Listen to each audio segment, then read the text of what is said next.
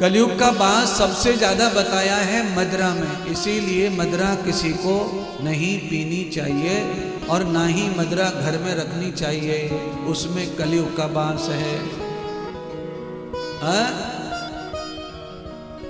मदिरा को ज्यादा से ज्यादा आप उसका विरोध करो, आप उसका सपोर्ट मत करो। अगर आप पीते नहीं हैं तो किसी को पिलाओ भी मत और किसी को पीने की सलाह भी मत दो। दूसरा कलयुग का बास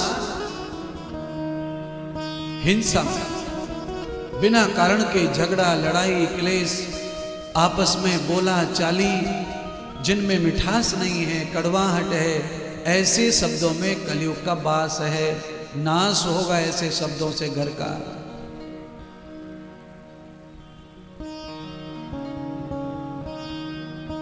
धृतम न द्यूतम न सर्वम यथाय।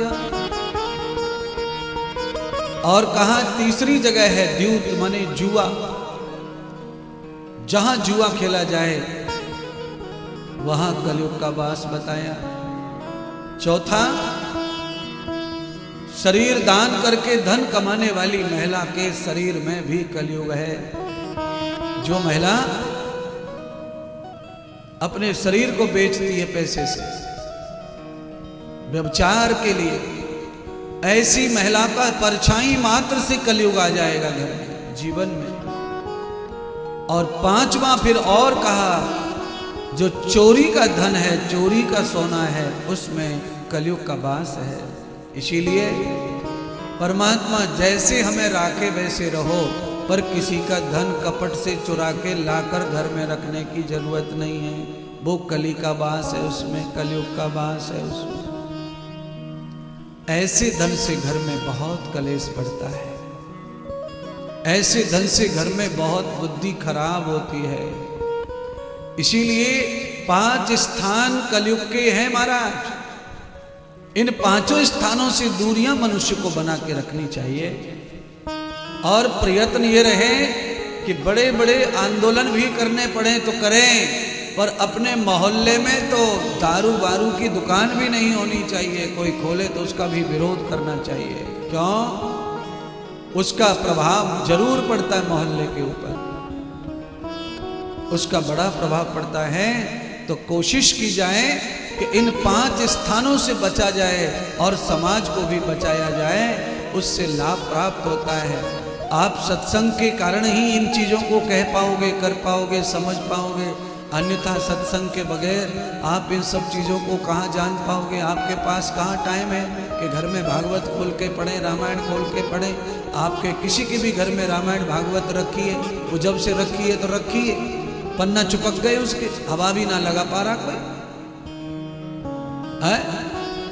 कई घरों में भागवत रहती है, कई घरों में गीता रहती है, कई घरों में रामायण रहती है, पर पढ़ने वाले कहाँ हैं? माने सब मर गए, घर में कोई जिंदा ही नहीं है भागवत पढ़ने वाला, रामायण पढ़ने वाला। सारी चीजों के लिए टाइम है घर में, है? मोबाइल में कथा सुनेंगे, मोबाइल में और भी धार्मिक चीजों देखेंगे, पर घर में किताब को कोई हाथ नहीं लगाता है।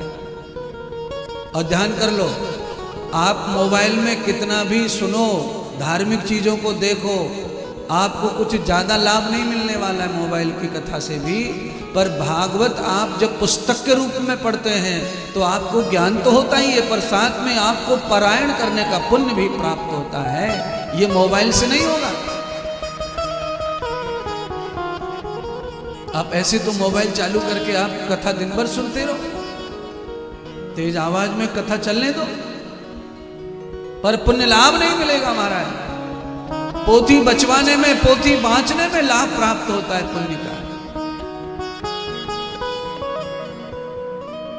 पर क्या करें, सारा खेल तुम्हारा जो मन है वो बिगाड़ रहा है।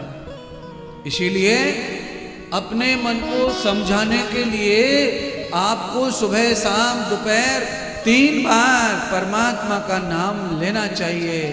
मन को समझाने के लिए एक ही तरीका है, और वो तरीका है सत्यम प्रवृत्ते मनस्वते।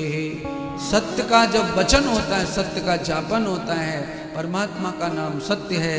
जब सत्य का नाम का जाप होता है तो मन पाप से मुक्त होता है, मन का पाप समाप्त होता है। उसे समझाओ, मन को आप उसको सलाह दो कि तेरी वजह से मेरा नुकसान हो रहा है, इसलिए तू सुधर जा, सुधर जा, सुधर जा। आप जब अपने मन को ऐसे समझाते हैं तो काम बन जाता है।